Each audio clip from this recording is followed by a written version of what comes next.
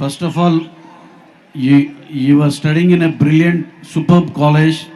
మా అప్పటి నుంచి బ్రహ్మాండమైన కాలేజ్, A+ కేటగిరీలో 4 కాలేజీలు ఉండే అప్పుడు యునైటెడ్ ఆంధ్రప్రదేశ్లో.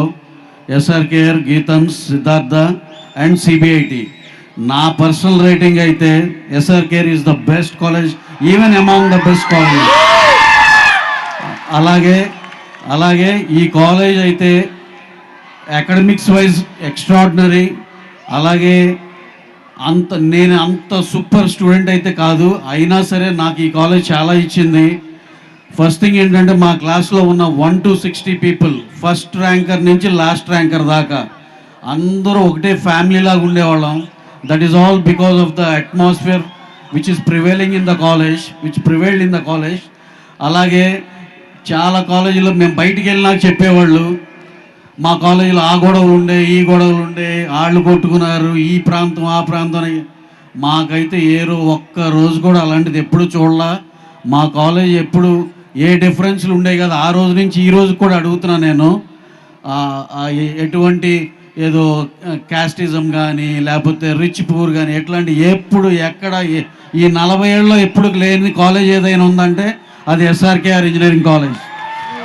అలాగే ఇప్పుడు యంగ్ నిశాంత్ వర్మ గారు వచ్చారు, హీఈస్ లీడింగ్ ద కాలేజ్.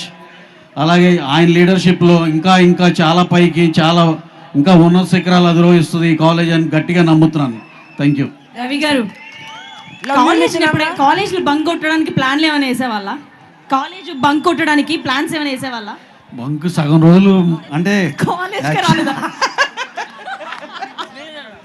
అయితే సినిమా రిలీజ్ అంటే బంకేనండి కాదు. ముందు ఏదో చెప్తున్నారు, సగం రోజుల తర్వాత ఆపేశారు.